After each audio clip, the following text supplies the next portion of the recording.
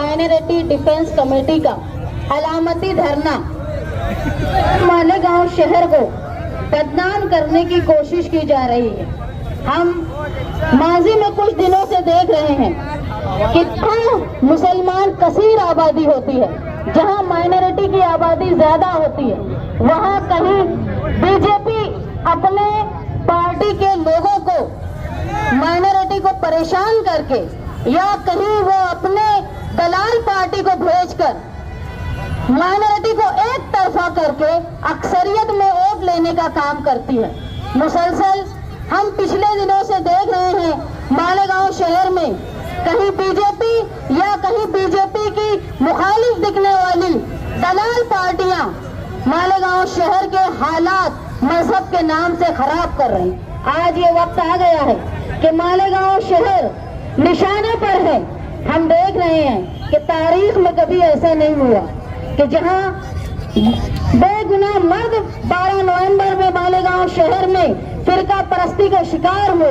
वहीं दुख की बात यह है कि आज 2 खातून जो जेल की सलाखों के पीछे हैं, मासूम बच्चों की माएं, आज आप देख रहे होंगे कि बेगुनाह खवातीन जो जेल में हैं उनके साथ ऐसी भी हैं जो शहर में मुसलसल परेशान हैं, जिनके घर पुलिस स्टेशन से फोन जा रहे हैं, उनसे कागजात मंगाए जा रहे हैं। कुछ बुजुर्ग खवातीन और मर्द की ये हालत है कि वो बीमार हो गए हैं इस फोन और इस डर से कि हमको अब कागज क्या बताएंगे और कहीं हम जेल में तो नहीं जाएंगे। मैं अल्लाह की बहुत शुक्रगुजार हूँ कि अल्लाह ने हमको ये ज़र्फ दिया कि हम जुल्म और ज्यादती के खिलाफ खड़े रहकर आज माइनॉरिटी डिफेंस कमेटी का हिस्सा बने।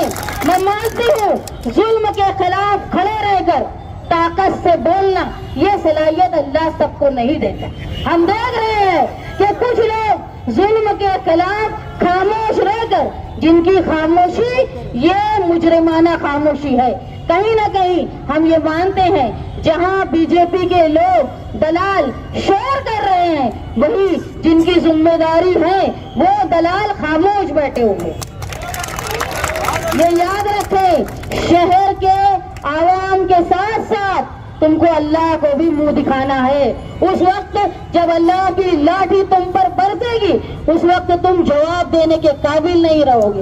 इसलिए बेहतर है कि जिस तरह फलस्तीन पे जब हम जुल्म होता है तो हम मुखालफत करने के लिए खड़े होते हैं, जब अफगानिस्तान पे जुल्म होता है तो हम मुखालफत करने के लिए, एहतजाज करने के लिए खड़े होते हैं। यहाँ तक के चीन में, जापान में जब अर्थक्वेक आता है तो हम वहाँ भी दुख की बात करते हैं। लेकिन दुख इस बात का है कि जब मालेगांव शहर की 2 खवातीन और सैकड़ों बुजुर्ग खवातीन और नौजवान आज परेशान है तो हम मुखालफत और एहतजाज करने के लिए खड़े नहीं हैं। ऐसे लोगों को शर्म के मारे डूब मरना चाहिए। अगर हिंदुस्तान के साथ साथ दुनिया में जहां भी माइनॉरिटी पे जुल्म होता है वहां आवाज उठाने का काम हम करते हैं, तो मालेगांव शहर में जब जुल्म हो रहा है तो जो लोग खामोश हैं उनको जवाब देना होगा। या हो सकता है जहां इज्जत नफ्स खत्म हो जाती है, गैरत खत्म हो जाती है, वहां कोई जवाब दे भी नहीं होता। खैर, अल्लाह जिनके इज्जत नफ्स जिंदा रखे। आज हम लोग ये देख रहे हैं कि कहीं साहू परिवार भिवंडी में बांग्लादेशी पकड़े जा रहे हैं, कहीं दिल्ली में बांग्लादेशी पकड़े जा रहे हैं, कहीं बंबई में बांग्लादेशी पकड़े जा रहे हैं, कहीं रामदास बांग्लादेशी पकड़ा जा रहा है तो कहीं मोहम्मद शरीफ बांग्लादेशी पकड़ा जा रहा है।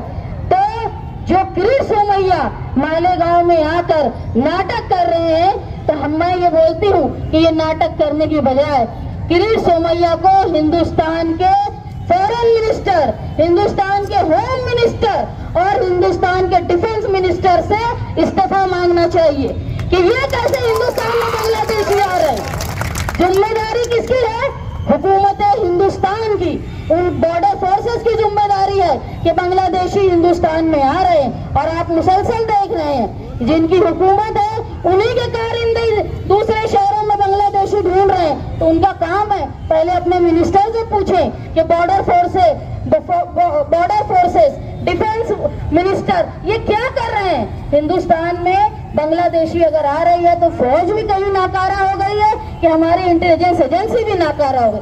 بہتر یہ ہے, میں مائنارٹی ڈیفنس کمیٹی کی طرف سے یہ مانگ کرتی ہوں کہ مالیگاؤں شہر پوری طرح شفاف ہے, یہاں کوئی بنگلہ دیشی نہیں ہے. یہ ہو سکتا ہے کہ ہم سے کاغذ بنانے میں غفلت ہوئی ہے, لیکن ہماری غفلت مجرمانہ نہیں ہے, ہماری نیت خراب نہیں ہے.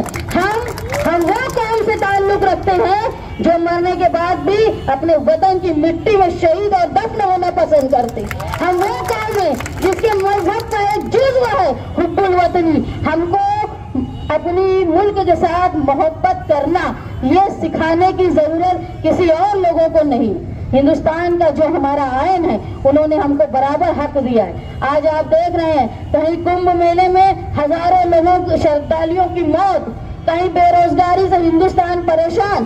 اس کو دبانے اور چھپانے کے لیے مسلمان مائنورٹی پر لوگ, بی جے پی کے لوگ حملہ کرتے ہیں تاکہ بنیادی جو تکلیف ہے وہ عوام کے سامنے نہ آ پائے.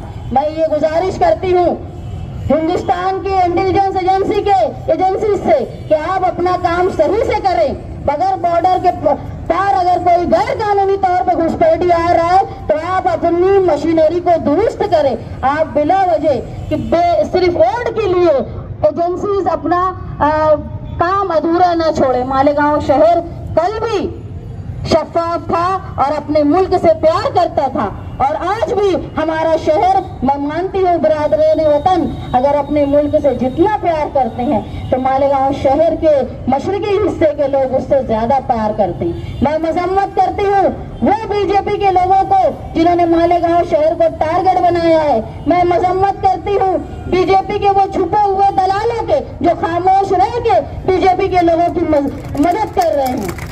آج اگر مالیگاؤں شہر کی 2 خواتین جیل میں ہیں تو ہم یہ امید کرتے ہیں کہ ہم ہماری بساط کے مطابق ہم پارلیمنٹ میں نہیں بول سکتے, ہم اسمبلی میں مالیگاؤں شہر کی نمائندگی نہیں کر سکتے, لیکن ہم جہاں جہاں نمائندگی کر سکتے ہیں, جہاں ہم اپنے دستوری حق کے ذریعے ہم اپنی باتوں کو رکھ سکتے ہیں, ہم رکھ کے ظلم اور ناانصافی کے خلاف احتجاج کریں گے. ہم کوشش کریں گے کہ مالیگاؤں شہر پہ جس طرح کا داغ لگا ہے, کوئی بے قصور ماں, کوئی بے قصور بیٹی مالیگاؤں شہر میں ووٹ کی سیاست کے نام سے پریشان نہ ہو, جیل کی سلاخوں کے پیچھے نہ جائے.